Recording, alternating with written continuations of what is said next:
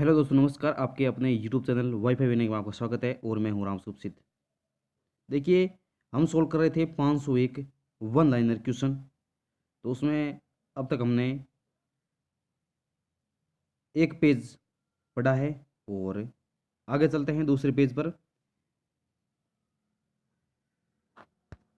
आगे प्रश्न है रत्नावली, यानी जो रचना है, जिसने जैसे मान लो रत्नावली अर्श की रचना है, तो उसमें कितने अंक दे रखे हैं। यहाँ से एक प्रश्न पुट हो सकता है, तो ध्यान रखना। रत्नावली हर्ष की रचना है, 4 अंक है। और एक प्रियदर्शिका है, वो भी हर्ष की रचना है, उसमें भी 4 अंक है। और एक है नागदन, जो भी हर्ष की रचना है। अब देखना, तो याद रखना, रत्नावली, प्रियदर्शिका और नागदंड, ये तीनों किसकी रचना है? हर्ष की रचना है। किसकी रचना है? हर्ष की रचना है। और कितने अंक है? 4 4 और 5। नागदंड में याद रखना 5 अंक है। आगे बात करते हैं वाल मालविका अग्निमित्रम। इसमें 5 अंगों में नाट्य रचना की गई है। कितने अंक? 5 अंक। अगला है विक्रमोश्रियम। इसमें भी 5 अंकों में विभक्त की गई है। अभिज्ञान शाकुंतलम, अभिज्ञान शाकुंतलम, ये 7 अंक, शाकुंतलम यानी 7 अंक। उत्तर रामचरित, ये कितनी है? 7 अंकों में विभक्त की गई है।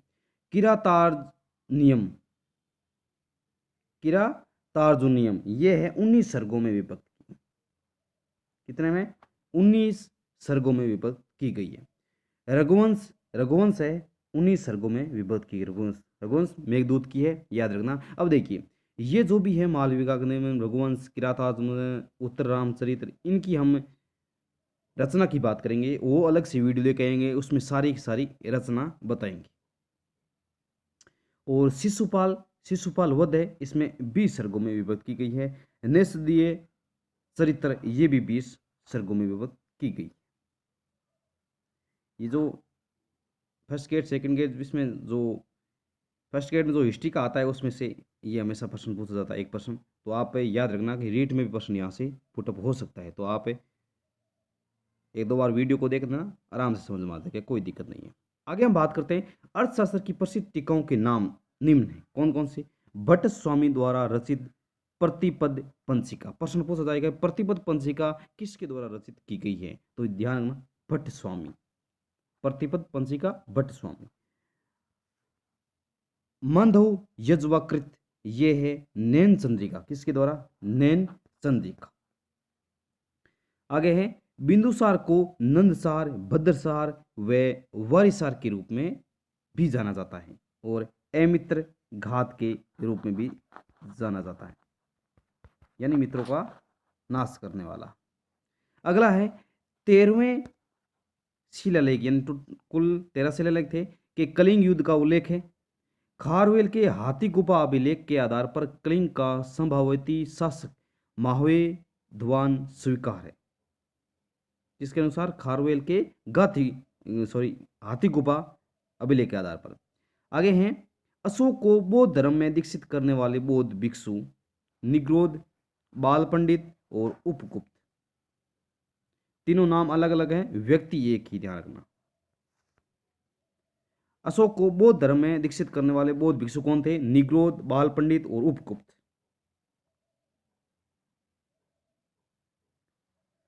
आगे हैं वे अभिलेख जिसमें अशोक नाम मिलता है। मास्की, गुर्जरा, उदयगोलम और निटूर। कुछ कुछ जगह नितूर नाम दे रखा है, तो एक ही बात है। ये भी मैं अभिलेखों, अशोक के अभिलेख है, उसमें पढ़ा चुका हूं। आगे बात करते हैं गुप्त साम्राज्य भारतीय इतिहास का क्लासिक युद्ध व स्वर्ण काल माना जाता है। प्रश्न पूछा जाएगा कि भारत इतिहास का सबसे स्वर्ण काल कहा जाता है, तो ध्यान रखना गुप्त साम्राज्य, ना कि मौर्य। मत्स्यकटिकम, जिसका लेखक कौन है? शूद्रक है, का शाब्दिक अर्थ क्या होता है? मिट्टी की गाड़ी या खिलौना। वेश्यों, जुआरियों व चोरों के जीवन व गतिविधियों का संगावांग वर्णन इस ग्रंथ में मिलता है। जो चोर है, लुटेरे हैं, जुआरी हैं, वेश्य हैं, उनके जो उनका जो वर्णन है वो इस बुक में लिखा है। मत्स्यकटिकम किसकी है? ये है शूद्रक की। आगे देखिए,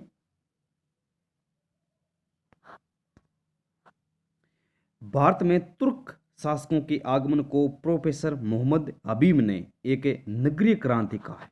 बहुत शानदार प्रश्न है। भारत में तुर्क शासकों के आगमन को प्रोफेसर मोहम्मद, किसने? प्रोफेसर मोहम्मद हबीब ने एक नगरीय क्रांति कहा है।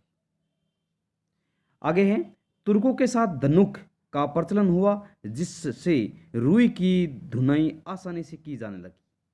तुर्कों के साथ धनुक का प्रचलन हुआ, किसका? धनुक का, जिसमें रुई की धुनाई आसानी से की जाने लगी। आगे है, इस्लाम शब्द अरबी भाषा के सलम से बना है जिसका अर्थ होता है आज्ञा का पालन करने वाला।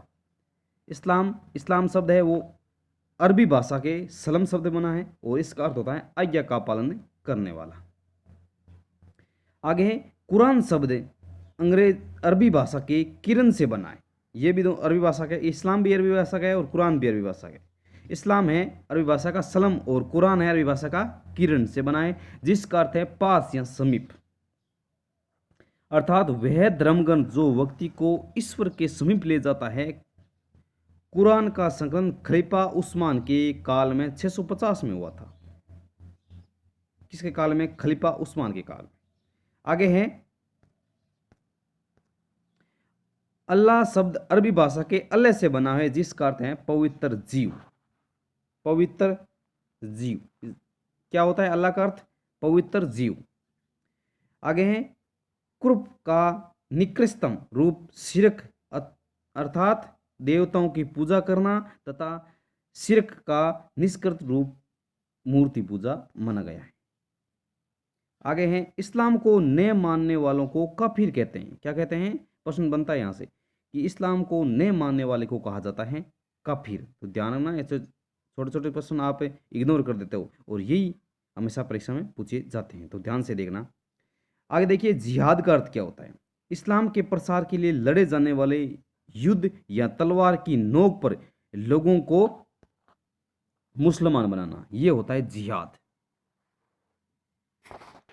यानी जबरदस्ती किसी को अपने धर्म में बदलाना, यानी हिंदू धर्म से मुस्लिम धर्म में बदलाना, तो ये कहलाता है जिहाद धर्म, वो भी जबरदस्ती। अगर इंसा से होता है तो कोई जिहाद नहीं कहलाया जाता। आगे है, जजिया एक धार्मिक कर था। बिल्कुल सही बात है। जो इस्लामिक देशों में जिम्मियों यानी गैर मुसलमानों से लिया जाता था ताकि मुस्लिम देशों में रहने वाले गैर मुस्लिमों को यह एहसास रहे कि वे राज्य में दोयम दर्जे के घृणित नागरिक थे। जजिया वसूली की संपत्ति के आधार पर 3 श्रेणियां 12 दिरहम, 24 दिरहम और 48 दिरहम थी। अब देखिए, जो मुसलमान के अलावा जो हिंदू थे, सिख थे, उनसे ये जजिया कर वसूला ज़्यादा था ताकि उनको भी पता चले कि हम इनसे नीचे हैं। और वो कुछ व्यक्ति उसमें से ऐसे होते थे वो मुस्लिम धर्म में चले जाते थे।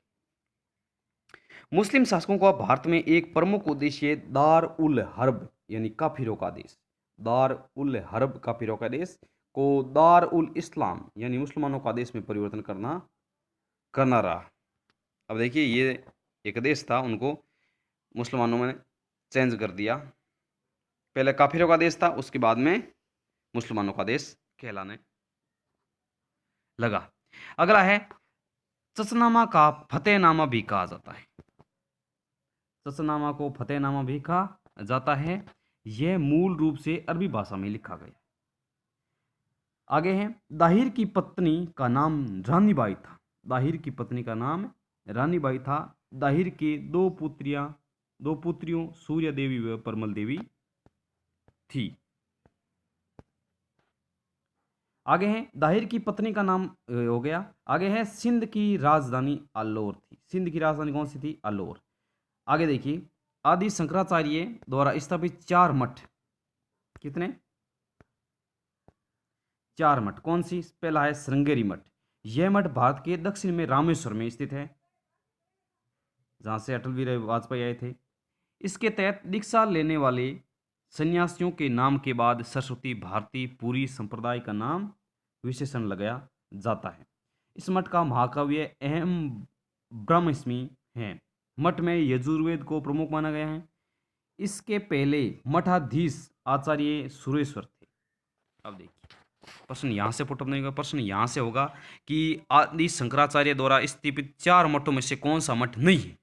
तो पहला हो गया श्रृंगेरी मठ, दूसरा हो गया गोवर्धन मठ, और तीसरा हो गया शारदा मठ, और चौथा हो गया ज्योमि मठ। ज्योमि मठ याद रखना, ज्योमि मठ वो आगे हम अगले वीडियो में बताएंगे आपको। श्रृंगेरी हो गया। गोवर्धन मठ की बात करते हैं। गोवर्धन मठ भारत के ओडिशा राज्य की पुरी में स्थित है। गोवर्धन मठ के तहत दीक्षा लेने वाले सन्यासियों के नाम के बाद आरण्य संप्रदाय नाम विशेषण लगाया गया। इस मठ का महाकाव्य प्रज्ञान ब्रह्म, और इस मठ में ऋग्वेद का प्रमुख उल्लेख है।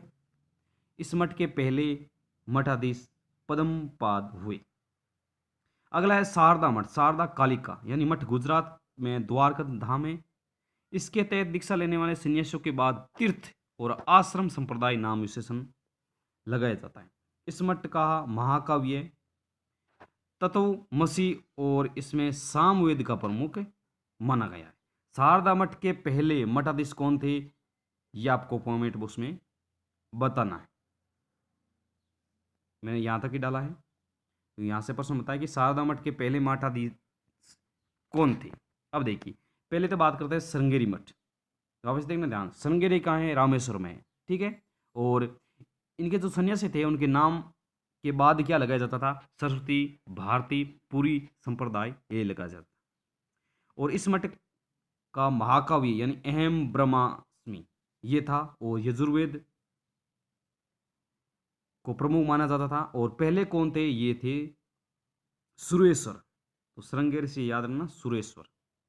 गोवर्धन मठ की बात करते हैं। ये कहाँ है, ओडिशा के राज्य पुरी में स्थित है। और इनके सन्यासियों के नाम के बाद लगाया जाता था आरण्य संप्रदाय नाम लगाया जाता था। ऐसा समझो आरण्य संप्रदाय है तो वो गोवर्धन मठ से, भारतीय पूरी सरस्वती है तो वो श्रृंगेरी से हो जाएगा। और प्रज्ञान ब्राह्मण मठ का महाकाव्य है, और ऋग्वेद इसको प्रमुख माना गया है। और मठ के पहले मठाधीश कौन थे, पद्मपाद हुए। अगला है शारदा मठ। शारदा मठ कहाँ है, गुजरात के द्वारका धाम में है। और सन्यासियों के नाम के बाद लगाया जाता तीर्थ और आश्रम लगाया जाता था। जैसे मान ले सोमेश्वर नाम है किसी का, तो सोमेश्वर तीर्थ या सोमेश्वर आश्रम। और महाकाव्य कौन सा है, तत्वमसी, और सामवेद को प्रमुख माना गया है। और अब आपको बताना है कि शारदा मठ के पहले मठाधीश कौन थे। पहले मठाधीश कौन थे, ये आपको कमेंट बॉक्स में बताना है। तो चलिए दोस्तों मिलते हैं फिर अगले वीडियो में, तब तक के लिए नमस्कार, जय हिंद, धन्यवाद।